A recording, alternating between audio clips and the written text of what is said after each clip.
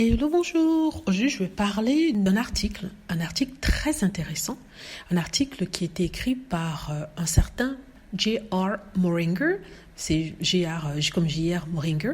C'est en fait celui qui a aidé à écrire le livre Spare de Harry, du prince Harry. En fait, c'est ce qu'on appelle un ghostwriter en anglais. C'est un autre nom un peu horrible en français que je ne souhaite pas dire, mais il a aidé à écrire ce livre Spare. Donc, il a raconté tout ce qui s'est passé à partir du moment où il a appris que le prince Harry souhaitait écrire son livre jusqu'au moment de la publication du livre. Donc, c'est un article qui est assez long et que je souhaite traduire. Je ne vais pas traduire tout l'article parce qu'il y a certains passages qui ne sont pas vraiment intéressants, mais les passages qui nous intéressent concernent le prince Harry. Donc, je vais commencer à partir du prince Harry. Je vais juste vous faire un résumé de dans quel contexte cet article a été écrit. L'article est très intéressant. Donc, ce qui est assez intéressant ici, c'est qu'il parle des médias, de comment les médias ont réagi, de comment ils ont tout fait pour avoir le livre, n'est-ce pas, avant les autres, et comment ils ont fait exprès de traduire la version espagnole mot pour mot de telle sorte que ce ne soit pas compréhensible par le monde et que le livre soit dénigré. C'est vraiment très intéressant. Donc ce que je vais faire, je vais traduire cet article-là. Ça va me prendre quelques heures. Ça sera en plusieurs parties parce que c'est assez long. Et comme vous le savez, j'ai pas trop envie de faire de longues vidéos. Voilà. Peut-être que chacune des vidéos sera de 8 minutes, je verrai. Mais c'est pour vous prévenir et pour vous dire que c'était vraiment intéressant. Sincèrement, ça vous montre le processus d'écriture, de comment il s'est organisé, comment ça a été pensé et dans quel contexte, sachant que ça a commencé avant la pandémie. Il vous raconte de ce qui s'est passé durant la pandémie. Il raconte son processus d'écriture, comment il a écrit, donc comment il s'est mis dans la peau de Harry, comment il essaie de cerner Harry, comment il essaie de comprendre Harry et comment il a eu un avant-goût de ce qu'a été la vie du prince Harry. Vous voyez, et dans quel contexte ça s'est passé. Donc, comme je le disais, je vais le faire. Très, très bon article.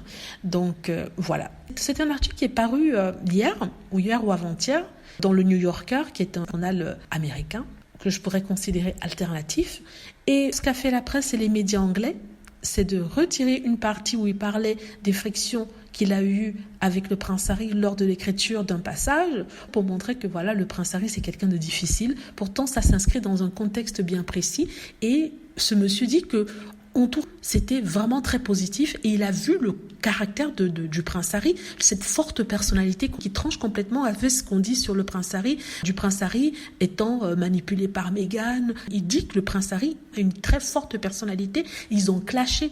Il parle de cette force de caractère qu'a le prince Harry et que le prince Harry c'est aussi quelqu'un de humble qui a su reconnaître que peut-être ce monsieur avait raison et que comme c'était l'écrivain, il fallait lui donner la possibilité de traduire à sa façon ce que pensait le prince Harry.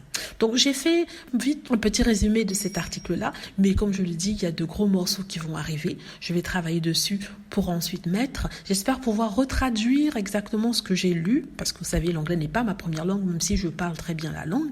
Mais quand je l'ai lu, il y avait beaucoup d'émotions, il y avait beaucoup d'intelligence. Voilà, j'étais très heureuse, j'étais très contente de pouvoir lire ça. Ça donne un aperçu de la relation que le prince Harry peut avoir avec les gens et sa chaleur humaine. Vous voyez, sa vulnérabilité et aussi son caractère trempé, fort, n'est-ce pas? À un certain moment, il parle de l'envie qu'avait le prince Harry de décrire ce qui s'est passé lors de son entraînement pour la guerre, n'est-ce pas? Et c'est très intéressant. Ça montre que le prince Harry est vraiment passionné par ce métier de soldat, que c'était en fait une vocation, c'était le métier de sa vie et c'est triste et dommage qu'il ait dû abandonner ça.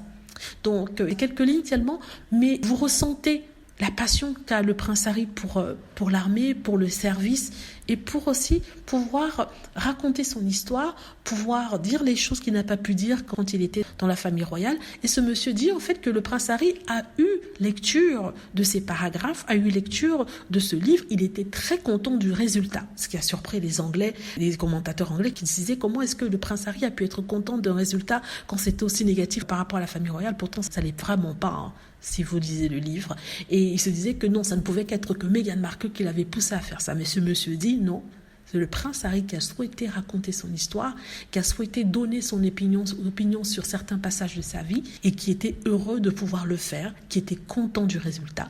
Ben voilà. Donc, sincèrement, c'est une interview qui n'a pas fait beaucoup de bruit parce que dans cette interview-là, M. Moehringer était très critique de la presse tabloïde et avec des exemples parce qu'il a vécu cette chose. Il dit qu'il y a eu des paparazzis qui le poursuivaient chez lui pour avoir son interview par rapport au prince Harry et qu'il y a eu des articles négatifs sur lui. Il dit que c'était une expérience traumatisante du point de vue de tous ces paparazzis, de la presse qui rentrait dans sa vie privée.